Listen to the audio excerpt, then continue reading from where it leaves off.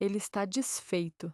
A sua família, a sua reputação, tudo o que ele construiu sobre os ossos do meu Arthur. Agora há duas cadeiras vazias à mesa de jantar, uma na minha casa e uma na dele. A diferença é que a minha estará sempre vazia. A dele, ele mesmo a esvaziou. O meu Arthur era um acadêmico, um homem brilhante cujas teorias sobre modelos preditivos podiam ter mudado a indústria. Ricardo Almeida, o seu colega na Universidade de Lisboa, era um homem de negócios com instintos de predador. Ele não queria a cátedra de Arthur, queria a sua genialidade. Roubou-lhe a pesquisa, patenteou-a em seu nome e fundou a Almeida Consulting, uma empresa multimilionária construída sobre a alma do meu marido. Quando Arthur o confrontou, Ricardo destruiu-o, espalhando mentiras nos corredores da faculdade até o empurrar para uma overdose de comprimidos que a polícia chamou de acidente. Nos primeiros meses, o luto consumiu-me, mas eu não era apenas a mulher de um professor. Antes de Arthur, eu tinha uma carreira em relações públicas, a construir e a destruir imagens para viver. A dor dissipou-se e deu lugar a uma clareza fria. Durante mais de um ano, usei o dinheiro do seguro de vida dele e o da venda do nosso apartamento não para me reerguer, mas para me transformar numa arma. A justiça não viria de um tribunal, teria de ser eu a servi-la. O meu plano nasceu das minhas antigas competências.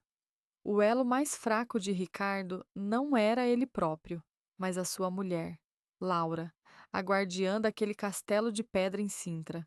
O seu pavor de envelhecer era uma ferida aberta. Reativei velhos contactos, usei as minhas poupanças para criar um portfólio impecável como consultora de imagem e, pacientemente, teci uma teia de sussurros nos salões da Avenida da Liberdade. Demorou meses, mas finalmente o meu nome chegou aos ouvidos de Laura. A nossa primeira consulta foi no seu closet, um santuário de insegurança forrado a seda. Eu não via a mulher dele, via uma cliente faminta por validação. E eu dei-lhe. Elogiei as suas escolhas, mas sugeri alterações que a fariam parecer mais jovem, mais desejável. Tornei-me o seu espelho, um que refletia a versão dela que eu queria que ela visse.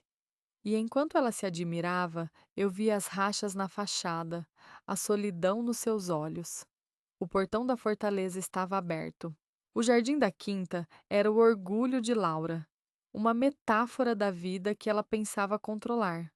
Foi ali, entre as rosas perfeitas, que comecei a plantar as minhas ervas daninhas. A inveja de Laura pela juventude era um solo fértil. Comecei a falar, como se fossem segredos de amigas, sobre eventos onde tinha visto Ricardo, o seu marido, a ser o centro das atenções de um grupo de estagiárias. Descrevia os seus sorrisos, a forma como riam das piadas dele, depois virava-me para ela, tocava-lhe no braço e dizia: É um homem tão charmoso, Laura, é natural que elas o admirem. Cada palavra era uma gota de veneno doce. Ela começou a fazer perguntas sobre as viagens de negócio dele. A sua insegurança, antes um riacho subterrâneo, estava a transformar-se numa inundação. O seu paraíso estava a começar a parecer-se com uma gaiola dourada. A próxima peça foi o filho, Tiago. 21 anos e um fogo de ressentimento nos olhos. Encontrei-o na biblioteca da casa. Laura lhe apresentou-nos e saiu.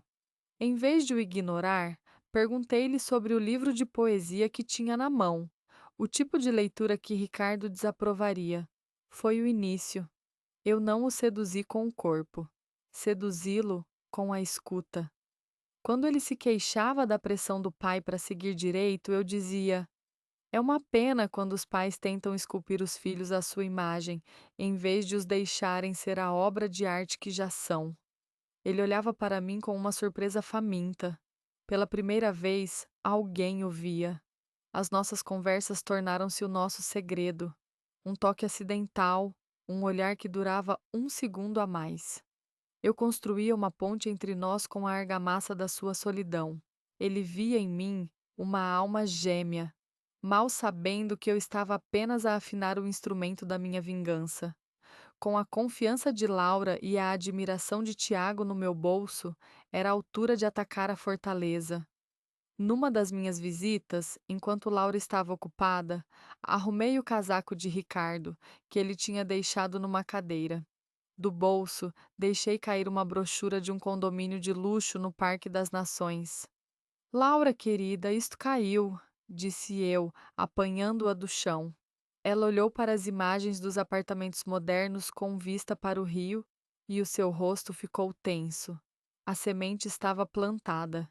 Semanas mais tarde, usei uma técnica semelhante. Entrei no seu escritório para lhe levar um café e, acidentalmente, derrubei uma pequena caixa de recibos. Ao apanhá-los, encontrei um que não devia estar ali. Um recibo de uma joalharia de luxo, de um colar de diamantes que eu sabia que ela nunca tinha recebido. Entreguei-lhe o recibo com uma expressão de confusão inocente. Isso deve ser uma surpresa para ti, talvez para o vosso aniversário? Mas o aniversário deles já tinha passado. As minhas histórias sobre as jovens admiradoras, as viagens de negócios, o apartamento secreto e agora uma joia cara para outra mulher. A mente dela ligou os pontos que eu lhe tinha dado. A discussão naquela noite foi sísmica. Com a família em guerra, Ricardo ficou isolado. Laura tratava-o com desprezo. Tiago mal lhe falava. Foi então que me voltei para ele. Encontrei-o no escritório, a queixar-se da paranoia da mulher e da rebeldia do filho. Eu ouvi. E depois, com base num artigo que tinha lido sobre um dos seus concorrentes, fiz uma observação casual, mas perspicaz sobre a estratégia de mercado deles. Ele ficou surpreendido. Pela primeira vez, viu-me como mais do que a estilista da sua mulher. O seu ego, faminto por admiração, encontrou um novo público. Começou a gabar-se, a explicar-me as suas táticas brilhantes, a mostrar-me projeções e planos estratégicos para me impressionar com seu gênio. Ele pensava que estava a seduzir uma mulher mais jovem e inteligente. Mal sabia ele que cada segredo que partilhava para exibir o seu poder era uma arma que eu guardava cuidadosamente. A casa de cartas desmoronou-se durante um jantar formal. Ricardo gabava-se de uma aquisição hostil que estava a planear. Olhou para mim, procurando aquela cumplicidade que eu lhe tinha fabricado. Laura viu. O seu garfo bateu no prato. Compraste um colar novo para celebrar? Disse ela, a voz carregada de veneno. Tiago levantou a cabeça. Deixa o pai em paz, mãe. Ele precisa do dinheiro para controlar a vida dos outros, disse ele. Mas já não vai controlar a minha. Vou deixar a faculdade. Ricardo ficou roxo de raiva. Tu não vais a lado nenhum. Eu dei um passo atrás, mas inclinei a cabeça ligeiramente na direção de Tiago. Um pequeno gesto de encorajamento. Vou sim, e não preciso do teu dinheiro sujo. Enquanto Laura chorava e Ricardo olhava para a sua família em ruínas, os seus olhos fixaram-se em mim. Vi o entendimento a nascer no seu rosto, seguido pelo puro terror. Foi você, sussurrou ele. Ele não sabia que o pior ainda estava para vir. As informações confidenciais da sua aquisição, que ele me tinha mostrado com tanto orgulho, já estavam num e-mail anônimo a caminho dos seus concorrentes. Saí daquela casa nessa noite.